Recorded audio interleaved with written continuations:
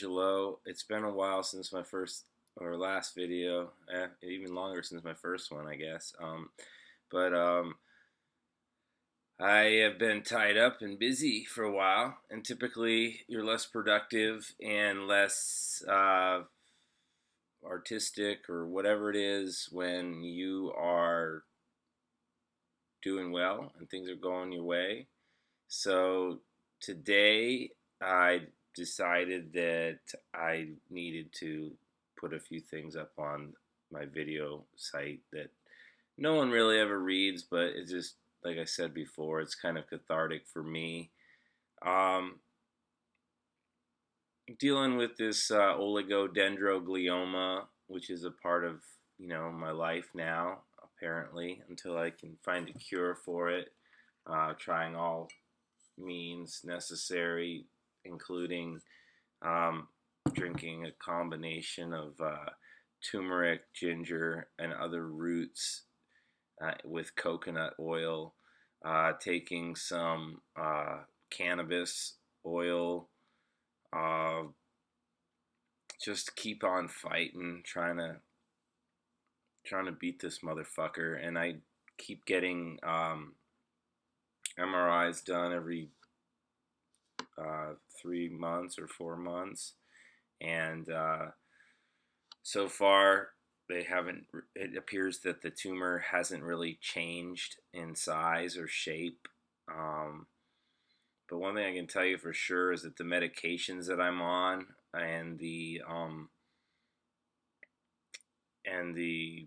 lifestyles that I've been living lately have had me all up and down and all over the place. I'm already been kind of a little bit unstable to begin with, but now uh, being on all of these anti-epileptic medications, which also serve a lot of people as bipolar meds, have me feeling a little bit out of sorts. And then when I feel the onset of a seizure, I will usually resort to an benzodiazepine, such as Klonopin or Ativan, which I'm prescribed to use as necessary. Um, had a rough couple of weeks. A friend of mine and I got into an argument because since she and I started hanging out, I began drinking a little bit. I started feeling pretty good from drinking. I was surprised because I hadn't had anything to drink in a year and a half. But the the effects of alcohol, not too dissimilar to uh, the benzos in some ways. They uh, relax you, and this is in some ways why it's very dangerous to mix benzo drugs with alcohol. Well, we had the Craft Brewers Conference in Portland this past week, and before that, my friend, a newer friend of mine, and I had a falling out over the subject of drinking. Well, instead of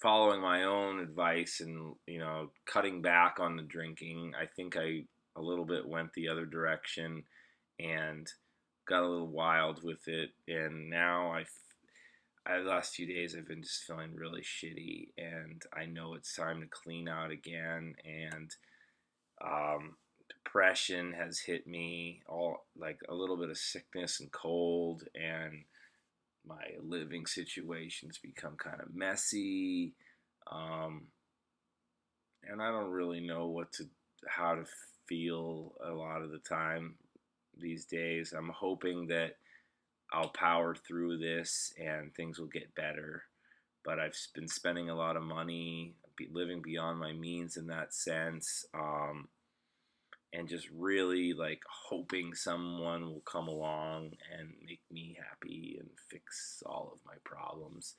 But that's an unrealistic approach to life. And excuse me, a thing that I found on the internet, and I'm not so sure about all that I read on WikiHow, but WikiHow's How to Stop Thinking About Your Ex, and this can also relate to people that you're friends that no longer want to be your friends anymore. Um, the first step is to let yourself feel, and I guess that's what I've been doing lately, trying to do is just let myself feel sad, and just accept the fact that um, in the situation that I'm in now, not that I'm a victim, but the fact that I'm a little bit crazy because of what's going on inside of my head, I just have to like let these waves of ups and downs kind of roll over me, and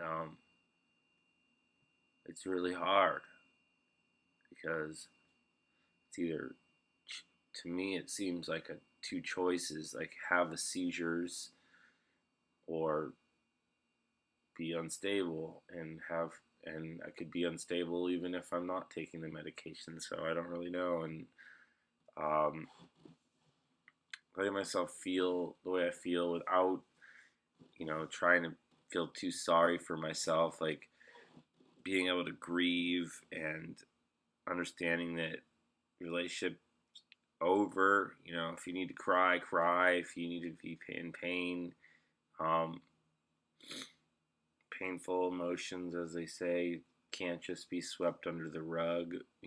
So trying to find people that I trust, that I can talk to, that aren't necessarily just going to take my side, that aren't just necessarily going to say, hey, you're right, forget about that person, they're bad, because, that person has a heart and is a real person too. So, but as I already mentioned, another part was to talk to someone, close friend, or family member to listen rather than just give advice, because sometimes you don't want advice, you just want someone to listen to what you have to say. And I know there's a problem with a recent friend who told me that she no longer wants to be my friend anymore, is that she's tired of listening to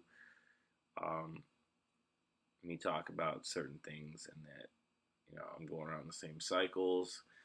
And I certainly don't.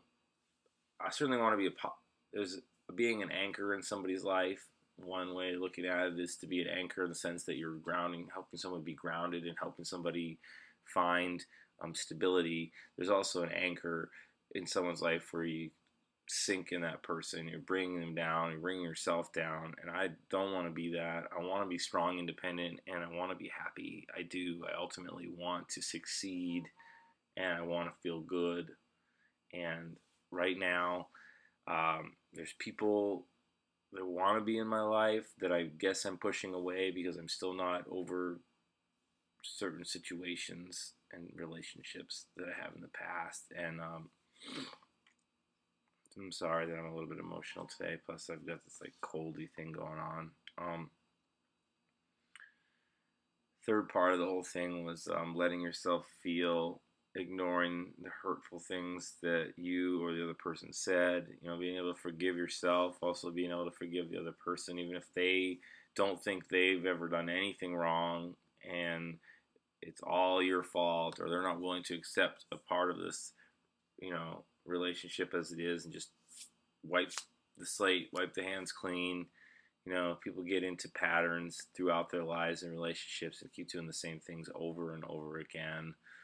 And it's hard to break the cycles. So I was trying to avoid making negative comments about people, because ultimately it's like, if the person were to come back into my life, I would welcome them and I would show them love, and doesn't mean that I would all be forgiven. There'd be things that would need to be worked through, but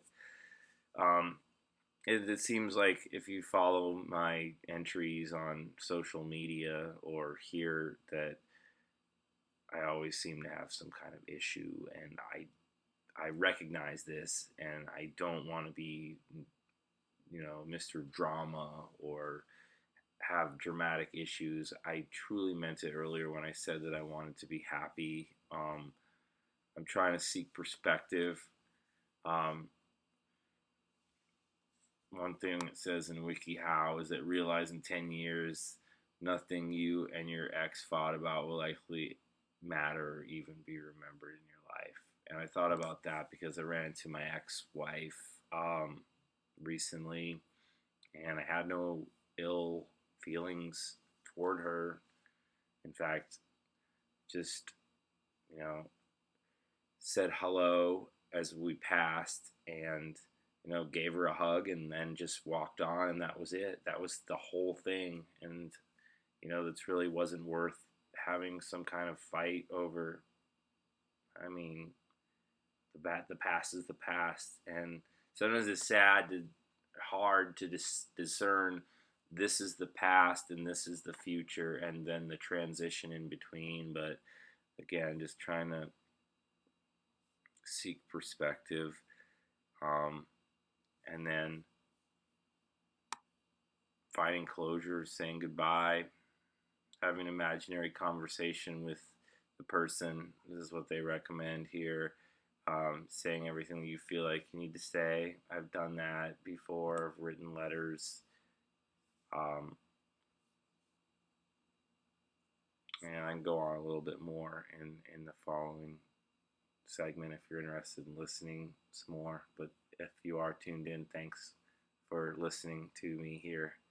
I appreciate it.